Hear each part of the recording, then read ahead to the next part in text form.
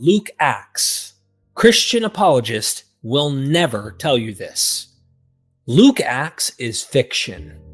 Yes, it is not a historical document. Is there history or historical elements in Luke Acts? Sure, but Dennis R. MacDonald is going to say something you will not find ever in Christian apologist circles. As we speak, Christian apologists are brewing a stew of responses to MythVision's critical views pertaining to the biblical texts, Luke Acts in particular. And I want to address this, and I will not stop hammering home critical scholarship that is pointing out the literary geniusness, if you will, of the author. And Dr. Dennis R. MacDonald dives deep in his book, Synopsis of Epic Tragedy in the Gospels.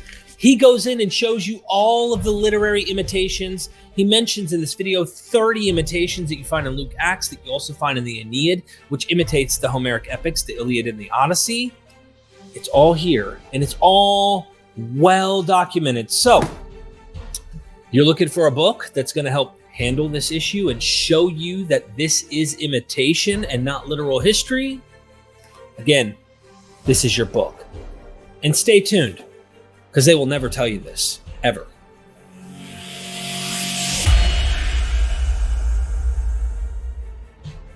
Dennis MacDonald, your latest work is so fantastic.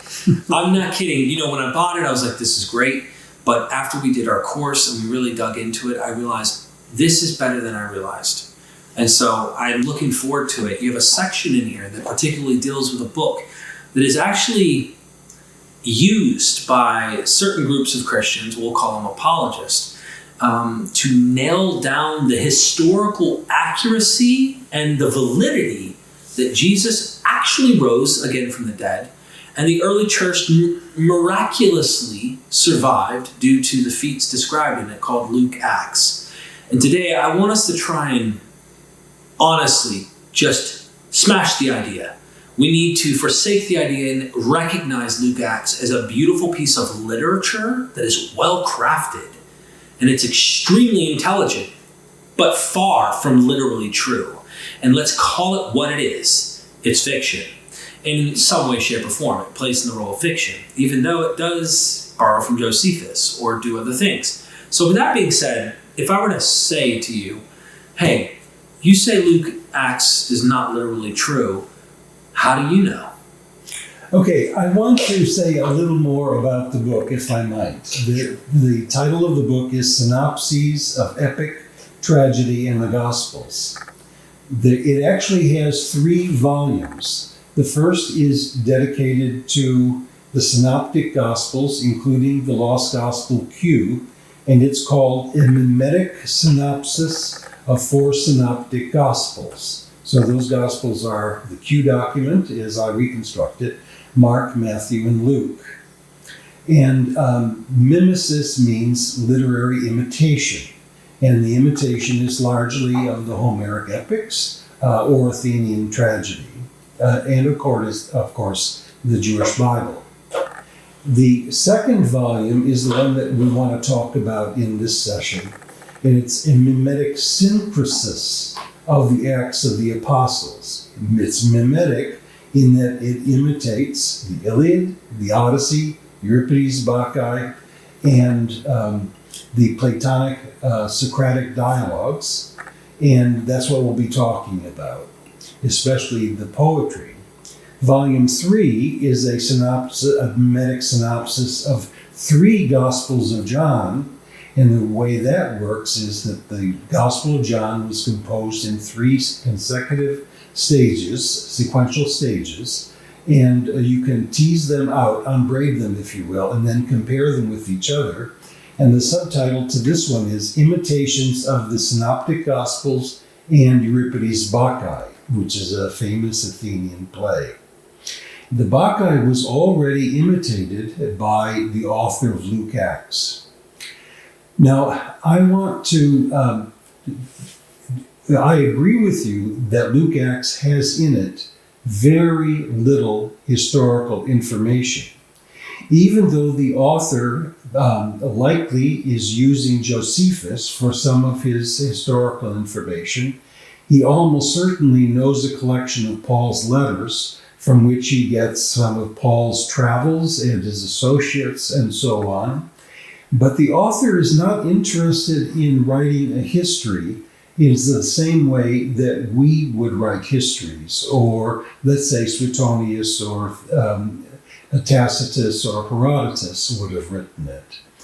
And the reason is that it is challenging Virgil's Aeneid. And I'm sorry that I have to say something about the Aeneid in order to understand the Acts of the Apostles.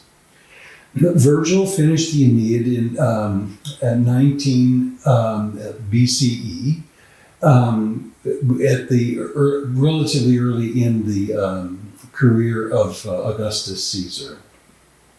And he died with it unfinished, and it almost at once became a hot item. And he attempted to imitate he imitated the Iliad and the Odyssey, with the Odyssey at the first part and the Iliad in the second part, to say how the Trojans left Troy after the Trojan War under the leadership of Aeneas, who was the son of the goddess Venus, that is Aphrodite in Greek, and sailed with a number of ships from Troy, ended up in Carthage, and he escaped Dido and the Carthaginians, finally got to Italy, had to engage the Italians who were natives in warfare, and finally killed the great champion of the Italians, Turnus, and was then able to found settlements that became the Roman center. He married and founded a dynasty, and it led, according to Virgil, to Julius Caesar and Augustus, and the beginning of the Julio-Claudian line. And this was a magnificent accomplishment. It was done in Latin, but rewriting Greek narratives.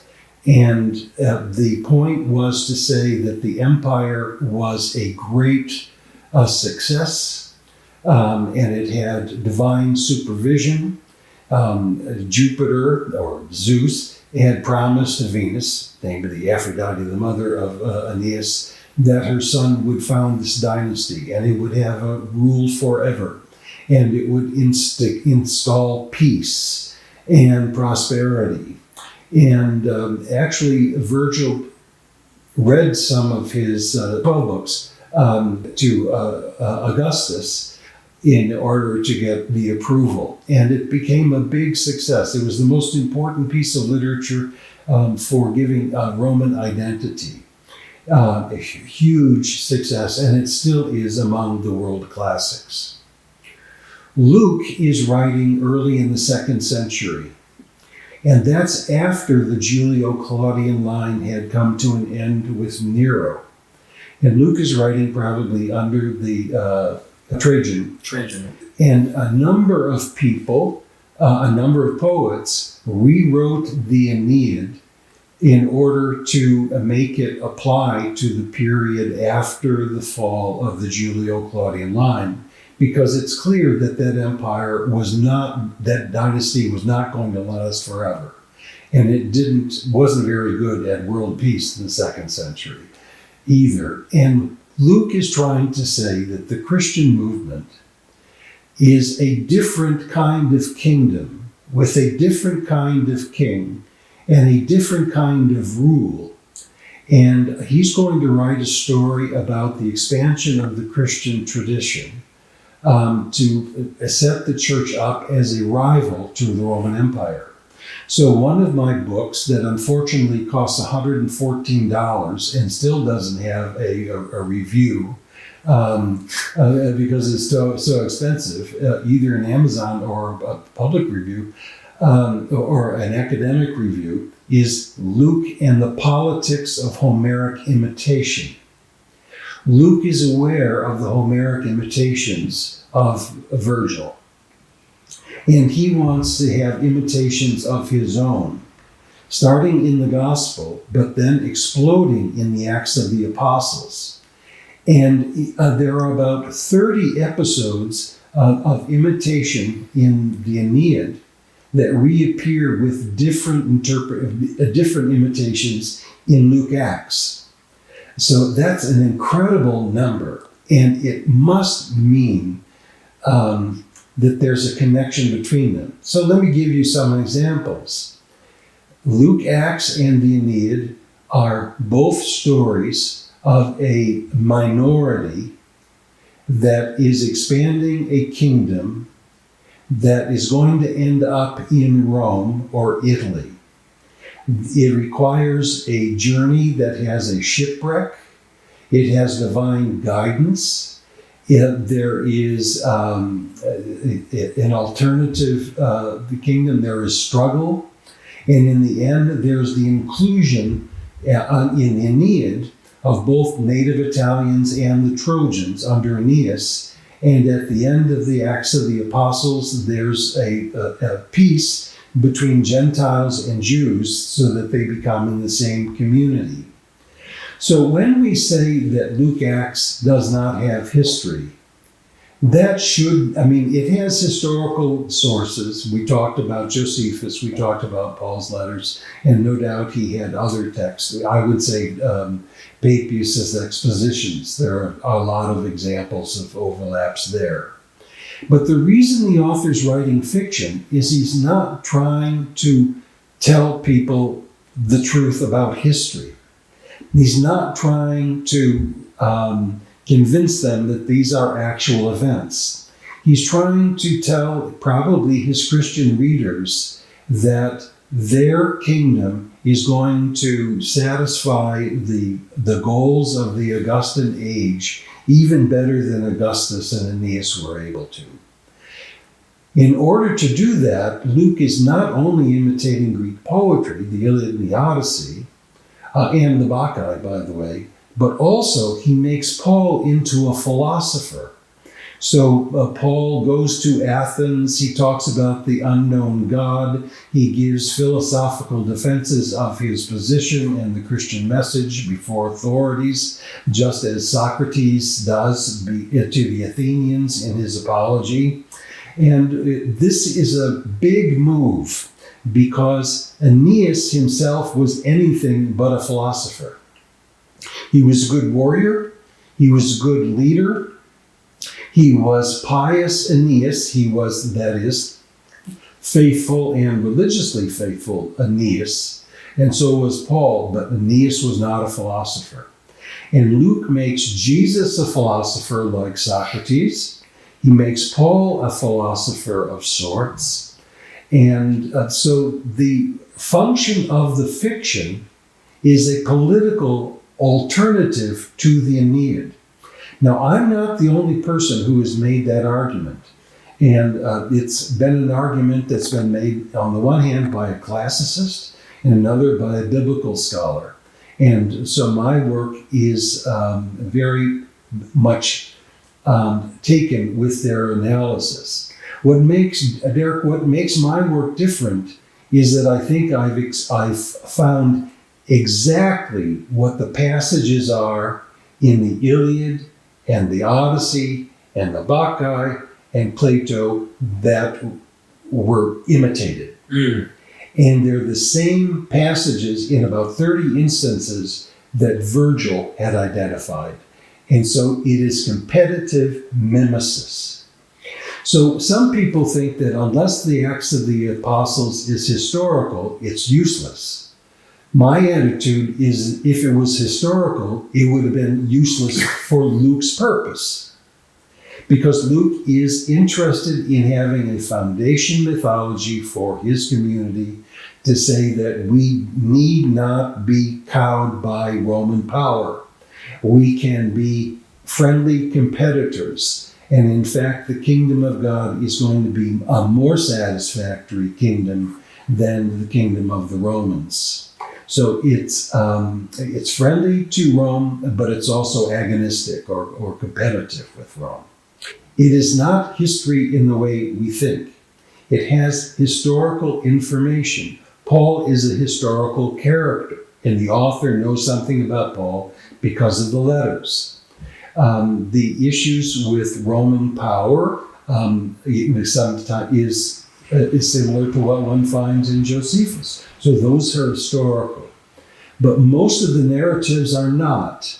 They're generated from imitation of Greek poetry that is competitive with the poetry of the Aeneid. And it's really quite a brilliant move. And whereas Aeneid, Virgil, was interested in imitating Homer mostly, although Euripides Bacchus to some extent, Paul becomes also the new Dionysus, and has a prison break and so on. And then, but Paul is the new Socrates. He's a Christian Socrates, and so in that case, he's better than Aeneas. And that's why this book that's so expensive and nobody buys is called Luke and the Politics of Homeric Imitation. So the book is more valuable as fiction than it is as history. So some people think that when I say that the Acts of the Apostles is not history, what I would like to say is, that's right, it's not history as you think of it. It has historical kernels, the same way that the Aeneid has historical kernels in it.